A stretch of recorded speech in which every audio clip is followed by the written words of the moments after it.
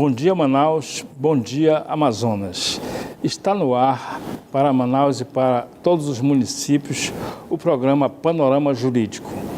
E você pode participar pelas redes sociais e pelos telefones que já estão aí no seu vídeo.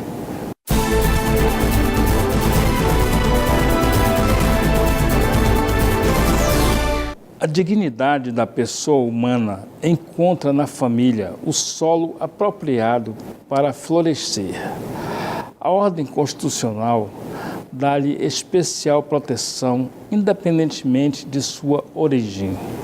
A multiplicação das entidades familiares preserva e desenvolve as qualidades mais relevantes entre os familiares: o afeto, a solidariedade, a união, o respeito, a confiança, o amor, o projeto de vida comum, permitindo o pleno desenvolvimento pessoal e social de cada indivíduo, com base em ideias pluralistas, solidaristas, democráticas e humanistas. O direito das famílias está ligado ao princípio da dignidade da pessoa humana, aos direitos humanos, pois este princípio significa igualdade para todas as entidades familiares. O grande obstáculo encontrado hoje é justamente manter estruturada a família. O direito busca dar segurança jurídica necessária para que se mantenha e busque o desenvolvimento pessoal e social de cada indivíduo. Mas não é suficiente. Hoje é preciso mais que leis que resguardem a família. É preciso uma estruturação que vai desde um ensino, educação de qualidade, informações, valores éticos e morais a serem passados entre cada membro da família. Mas, infelizmente, o que percebemos é que na correria do dia a dia, um só tem tempo para si, esquecendo-se de outro e, consequentemente, levando este instituto tão antigo e fundamental na estruturação e manutenção da sociedade. Vamos a um breve intervalo e retornaremos em seguida com a entrevista da semana. Não saia daí.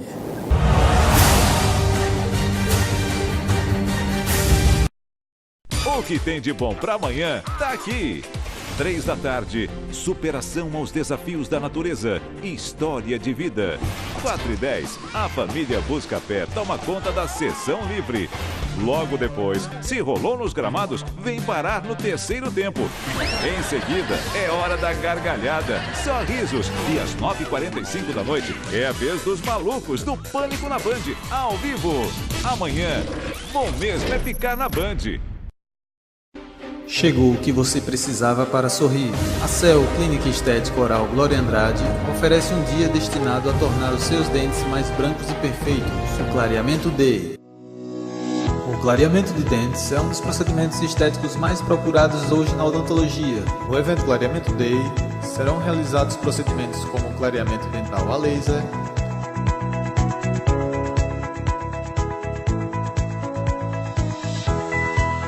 clareamento caseiro,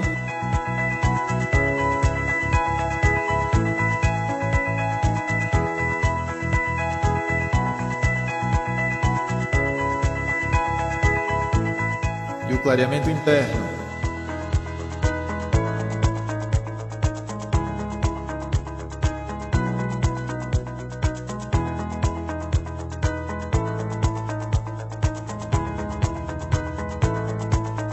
Vai perder essa oportunidade? Agende o horário e deixe o seu sorriso ainda mais branco e perfeito. Venha para a CEL Clínica de Estética Oral Glória Andrade. Hoje. Ela tá encrencada.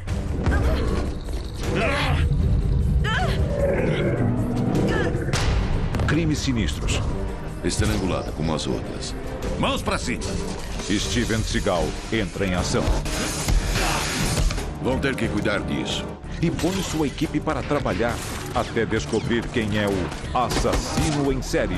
Ele não Hoje, 10h30 da noite, no Top Cine.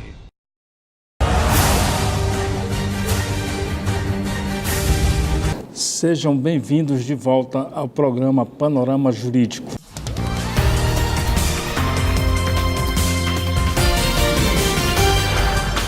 A partir de agora, como anunciado no bloco anterior, teremos a entrevista da semana.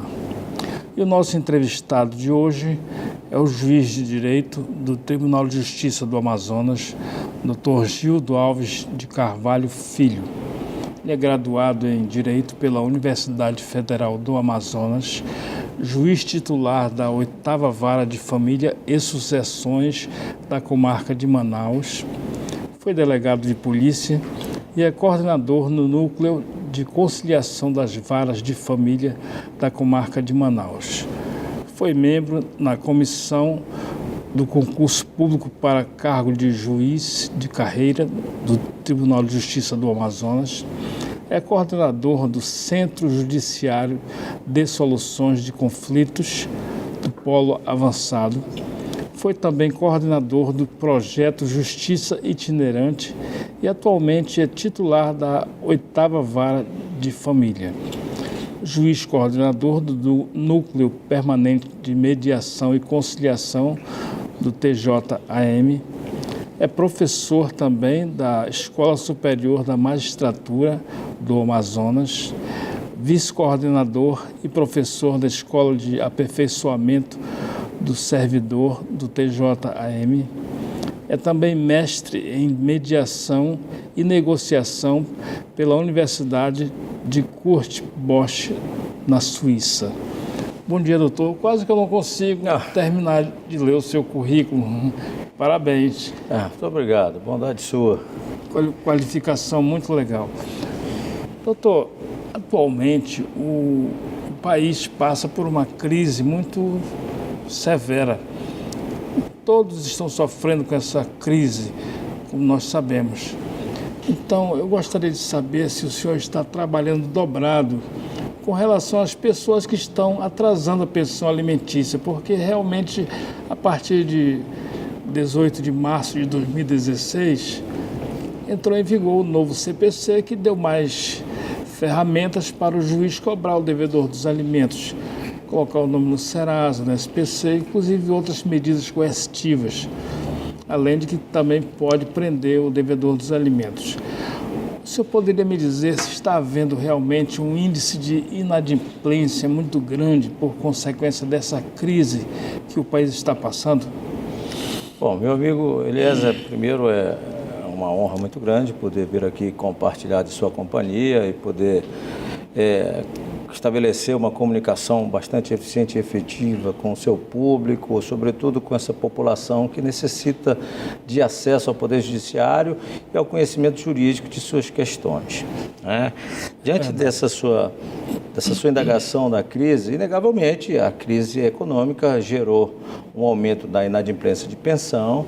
No entanto, o que eu acho mais grave é que aquelas pessoas que não foram atingidas integralmente pela crise a usam como justificativa para atrasar ou querer diminuir a sua obrigação alimentar com seus filhos. Essa é a grande situação em que fica muito no campo da subjetividade e da qual nós não temos como abordar isso, e ainda assim eles ingressam judicialmente com essas indagações e alegações das quais nós temos que enfrentar.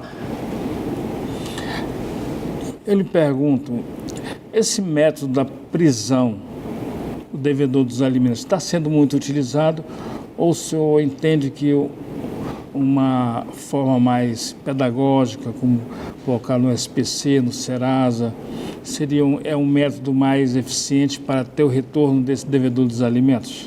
Olha, depende muito do perfil do alimentante. Se o alimentante desenvolve atividade comercial em plena participação no mundo comercial, quando o nome dele é negativado, ele sofre essa consequência de forma drástica e ele procura regularizar. Mas quando esse devedor não tem esse comprometimento, nem essa obrigação com o mundo comercial, aí resta a única alternativa, que é a constrição pessoal, que é quando aparece o dinheiro, porque não há nenhuma repercussão em negativar o nome de uma pessoa que já não tem nenhum compromisso comercial ou compromisso com as suas obrigações financeiras. Ah, sim. Doutor, no que consiste a justiça restaurativa? O senhor é o coordenador do Núcleo Permanente de Conciliações. O senhor poderia dar uma explicação para o nosso público de casa? Nós estamos aí com esse ambicioso projeto do Tribunal de Justiça de consolidar os métodos adequados de resolução de disputa no âmbito do Tribunal de Justiça do Amazonas, e hoje temos aí a justiça restaurativa. E durante essa semana estamos com um curso de qualificação para juízes, servidores, promotores, defensores públicos, delegados, porque temos um projeto piloto de implantar a justiça restaurativa no primeiro e segundo juizados da Maria da Penha e na primeira vara criminal. E no segundo momento, e não muito distante, no juizado da infância e juventude, na área infracional. Então, a justiça restaurativa vem apresentar uma nova alternativa para a abordagem de questões ligadas inicialmente ao ramo criminal, como forma de promover a aproximação dos envolvidos diretamente no conflito, ou seja, autor do fato e réu, e vítima, no caso, autor do fato e vítima, para que a partir desse novo formato nós possamos trabalhar a responsabilização não só do crime em si, como do fato praticado, como forma de transformar a relação futura dessas pessoas. A justiça restaurativa não tem nada a ver com acordo para eliminar a responsabilidade criminal. Serão duas formas que irão caminhar em paralelo, cujo objetivo da justiça restaurativa é trazer para o foco da discussão a vítima do fato, que, infelizmente, pelo formato do direito penal brasileiro, ele a coloca em segundo plano, porque a maioria dos crimes, a vítima é a sociedade. Então, aquela verdadeira pessoa atingida diretamente pelo ato criminoso, ela fica sempre colocada em segundo plano e ninguém discute como é que ela está, como ela se sente e como ela poderia amenizar as suas angústias diante daquela situação. Perfeito. Em contrapartida, provocar também no autor do fato uma reflexão sobre o mal que ele causou àquela pessoa. E outra, ela precisa saber também que aquilo não foi um ato direcionado a ela ou que ela foi escolhida pelo autor do fato. E que aquilo foi uma conveniência da vida que gerou o encontro daquelas pessoas dizendo que estava no lugar errado e na hora errada. Ah, perfeito. Doutor, no que se equipara a justiça restaurativa da conciliação, o senhor pode fazer um parâmetro para dizer a diferença que existe?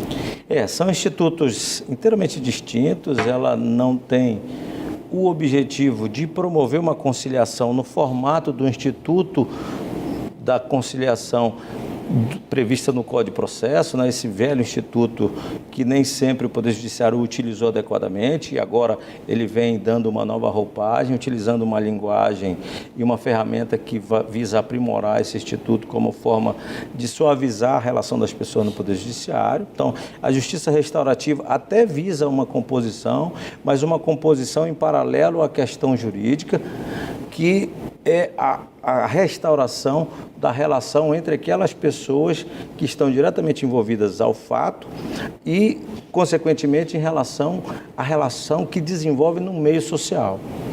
Eventualmente, pode haver um acordo com a repercussão jurídica, se assim a lei permitir. Doutor, ainda no âmbito das famílias, essa questão do direito patrimonial, sucessório, da questão da união homoafetiva, a jurisprudência está definindo bem isso aí, ou o senhor entende que vai havendo uma regulamentação através de lei? Porque no momento ainda não temos uma definição perfeita sobre essa questão da questão patrimonial da união homoafetiva e direitos sucessórios também. Bom, eu não vejo dificuldade para enfrentar essa questão quando chegar ao judiciário, porque vai depender muito da relação. Se a relação decorreu de um casamento, vamos para a regra da sucessão entre cônjuges. Se a relação decorreu de uma união estável, também vamos para a regra da sucessão, porque o artigo 1690 foi declarado inconstitucional, porque dar-se agora aos companheiros o mesmo tratamento que dá-se aos casados, né? E se trata-se de uma relação fortuita, de namoro ou de qualquer uma outra relação, não teria por que discutir a questão da sucessão, né? Então, se ocorrer o fim do relacionamento em decorrência do divórcio ou em decorrência do fim da união estável, será a partilha do patrimônio, se for o caso adquirido durante a relação, conforme a definição do regime de bens. Se não houver definição do regime de bens, será o regime oficial do país, que é da comunhão parcial de bens. Então, tudo aquilo que foi constituído por ambos durante a relação terá que ser dividido meio a meio, independente no nome de quem esteja. Mesmo numa união homoafetiva, existe alguma controvérsia sobre essa questão patrimonial e sucessórias? Eu não encontro, eu não vejo, eu não identifico, né? Na verdade, não identificamos uniões homoafetivas ou heteroafetivas, identificamos uniões de pessoas.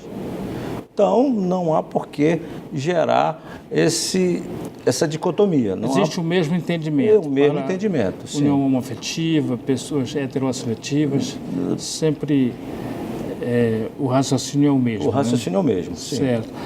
Doutor, tem uma questão da pensão alimentícia, ex-cônjuges. Se existe um prazo para requerê-la, qual o seu entendimento sobre essa questão aí? Bom, aí é uma questão tormentosa, porque ela vai depender muito do caso concreto, né? Nós vamos ter que partir para os princípios de direito, que vai falar sobre a proporcionalidade e a razoabilidade. Imagine uma pessoa que viveu com outra por bastante tempo, não teve oportunidade de capacitação formal e não teve emprego por muito tempo, ou seja, viveu na dependência econômica do outro companheiro e já tem uma idade avançada e tem problemas de saúde que comprometem o desempenho de qualquer atividade profissional. Imagina como ficará essa pessoa com o rompimento dessa relação, né? Até quando ela deverá ser pensionada, né? E como deverá ser pensionada se havia uma dependência econômica. Então vai depender muito do caso concreto. Haverá que correlacionar aí essa capacidade de trabalho, essa possibilidade de voltar ao mercado de trabalho, porque é uma relação de afeto que demanda a parceria, né? Então, porque tem muitos casos que o marido, por exemplo, não deixa a mulher trabalhar, ela fica sendo dona de casa a vida toda em que esteve com ele e quando ela separa, ela não sabe fazer nada, não tem condições de trabalhar em lugar nenhum, porque não teve qualificação alguma para o mercado de trabalho. Ocorre muito isso aí? Sim. Isso é corriqueiro, isso é recorrente na justiça. E aí há necessidade de que o companheiro ele perceba essa realidade e ele ofereça esse sustento, porque, de uma certa forma, ele concorreu para isso, né? É verdade. Doutor, tem uma situação que é o seguinte: atualmente, grande parte das crianças são tuteladas pelos avós. Então, essa questão, esse embate que existe muitas vezes, o pai biológico e os avós que querem também ficar com a criança, porque desde da tenra idade começaram a criar e tal. O senhor vê possibilidade de fazer uma guarda compartilhada em um caso desse, em que houver uma disputa entre os avós e os pais biológicos? Uma guarda compartilhada, é possível nesse caso? Sim, eu entendo assim, pensando no melhor interesse do menor, né?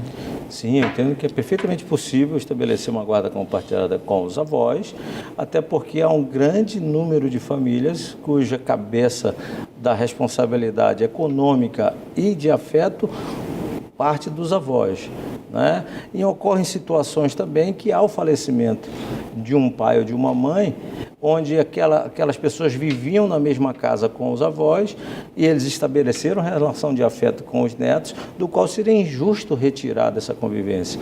Então, o ideal era, tal qual ocorre entre os pais, que ocorra também a inclusão dos avós para o sadio crescimento dessas crianças. Eu acho razoável, normal e a lei assegura isso. É um caso desse, como o senhor citou, é injusto, né? Eu já vejo também que é injusto para ambas as partes, porque o avô, muitas vezes o avô, ele já está com carinho, com amor pelaquela criança, né? E a criança idem também pelos avós, né? Então realmente é muito difícil num momento desse, né? Sim, essa relação de mão dupla, ela além de ser importante para o crescimento desse jovem, dessa criança, como para a manutenção da vida saudável desses avós, né? Muitas das vezes é isso que os alimenta, é isso que os mantém vivos, né? É verdade. Então, nós não podemos esquecer que temos que prestigiar também e valorizar essa pessoa que já chega nesse momento da vida e que tem tanta sabedoria para passar, principalmente para os netos, né? É verdade. E muitas vezes os avós, eles amam mais os netos do que os próprios filhos. O amor parece que vem dobrado, né? Eu ainda não tive o prazer de experimentar a relação avoenga, mas quem diz que é um amor diferente, né? Diz que é um amor que é inexplicável. Somente quem passa por essa relação é que consegue traduzi-la. É verdade. Bom, quem chegou agora, hoje o Panorama Jurídico está entrevistando, eu estou entrevistando o Dr. Gildo Alves de Carvalho Filho. Ele é juiz de direito, titular da 8ª Vara de Família, aqui no Tribunal do Amazonas, e está nos dando essa honra de dar umas dicas hoje sobre questões de família. Doutor Gildo, entrou em vigor no ano passado, em 18 de março de 2016, o novo Código de Processo Civil, uma nova ferramenta fantástica para o judiciário, para os operadores do direito. E eu gostaria de saber se o senhor tem observado que tem havido uma melhora razoável com relação ao andamento dos processos. O novo CPC ele impôs uma condição de que o judiciário dê uma condição melhor para o jurisdicionado com relação ao andamento dos processos. O senhor poderia nos dar uma explicação melhor para o nosso público de casa sobre essa questão? Ok, muito oportuna a sua pergunta, porque o novo código nos trouxe algumas ferramentas que visam diminuir o tempo de tramitação de um processo, ou seja, diminuir essa angústia na espera, né, do usuário do sistema, porque a justiça é muito demorada, ela é muito complicada, ela frustra. Nós temos a situação do usuário habitual do sistema e do usuário eventual. Portanto, o usuário habitual do sistema, ele já o conhece, portanto, ele pode manipular isso para acelerar ou para reduzir o tempo, como forma de pressionar o usuário habitual ou o mais fraco do ponto de vista econômico, o forçando a fazer um acordo e receber aquilo aquém do que ele deveria ou teria direito, o que vai gerar uma frustração e uma sensação de injustiça muito grande. Então, para equilibrar essa balança, nós temos que sair desse método tradicional, né, do método heterocompositivo, que é o pilar mais valorizado no Poder Judiciário, mas que precisa ser estrategicamente desenvolvido. E criarmos uma outra porta, e aí vem o conceito de tribunais multiportas, que surgiu na década de 1960, da Conferência Pond, de estabelecer várias portas de abordagem dentro dos tribunais para que o caso concreto seja identificado, filtrado e orientado e indicado para a porta ideal para aquela questão, que pode ser a justiça formal, através de uma decisão de mérito, que pode ser uma conciliação qualificada, que pode ser uma mediação, que pode ser um círculo restaurativo, que pode ser uma arbitragem, né? Que pode ser uma perícia prévia. Então, hoje o grande objetivo do Tribunal de Justiça do Amazonas é concretizar essa política. Então, estamos com vários projetos em desenvolvimento aí paralelo para a criação de vários centros judiciários, Centro Judiciário de Fazenda Pública, o Centro Judiciário de Juizados Especiais da Fazenda Pública, o Centro Judiciário Civil, que precisa ser aprimorado e ampliado, o Centro Judiciário de Família, o projeto que nós denominamos de A Casa Sem Paredes, como uma forma de regionalizar o conceito de tribunais multiportas através de cooperações técnicas com os núcleos de prática jurídica das universidades e criar em cada núcleo de prática jurídica um centro judiciário para receber questões de família e juizados especiais, um juizado especial, um centro judiciário de juizados especiais. Todas essas políticas estão sendo desenvolvidas durante agora a gestão do desembargador Flávio Pascarelli para diminuir a pressão no aparelho judiciário que temos hoje, né? O país hoje não aguenta mais esse modelo. São mais de 108 milhões de processos tramitando na justiça brasileira, onde uma estatística indicou que 40 milhões desses processos não precisariam estar lá, ou seja, estariam nessas portas aí adequadas para a resolução adequada. Hoje a alternativa é o enfoque formal. O método adequado é a conciliação, é a mediação, é a justiça restaurativa nessas questões de pequeno potencial ofensivo. Então, eu acho que nós estamos num momento muito especial no tribunal, trabalhando a sensibilização do público interno, ou seja, dos magistrados, servidores, e partindo para a sensibilização dos demais atores que envolvem esse mundo jurídico, que são os promotores, os defensores, os delegados, os advogados, né, os defensores públicos, os delegados de polícia, para até chegar numa fase ideal que é atingir a população, atingir a comunidade, é trabalhar o empoderamento dessa sociedade para que ela consiga resolver seus problemas sem que tenha que levar ao judiciário, sem que tenha que depender de um terceiro para criar essa alternativa mais suave. Então, o dia que alcançarmos isso, certamente vamos ter uma resposta muito mais efetiva, num menor tempo e principalmente num menor custo financeiro. Ótimo. Doutor, tudo que é bom dura pouco, nosso tempo já está chegando ao final, mas ainda reservamos um espaço para o senhor fazer suas considerações finais. Aquilo que o senhor acha que seria importante acrescentar para fecharmos com chave de ouro, por gentileza, o espaço é seu. Bom, primeiro eu preciso agradecer a sua gentileza, a sua elegância, né? Você é sempre muito gentil e sempre muito inteligente nos seus questionamentos. O seu público é privilegiado por contar com você abordando essas questões que estão diretamente ligadas ao dia a dia da população e, além de agradecer tudo isso, deixar a população tranquila de que o Poder Judiciário está se esforçando para aumentar essa capacidade de resposta, de diminuir esse tempo e de diminuir esse custo, porque, infelizmente, a Justiça também, ela, embora seja um serviço público, mas é um serviço público remunerado. E para quem merecer a gratuidade, ele precisa comprovar, né, que não pode pagar advogado ou os custos judiciais. Hipossuficiente. O chamado hipossuficiente do ponto de vista econômico.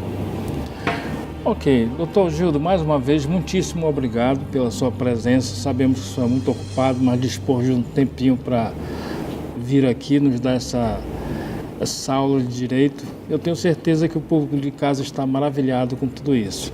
Muito obrigado. O programa Panorama Jurídico de hoje fica por aqui. Agradecemos a todos que participaram pelos telefones, pelas redes sociais.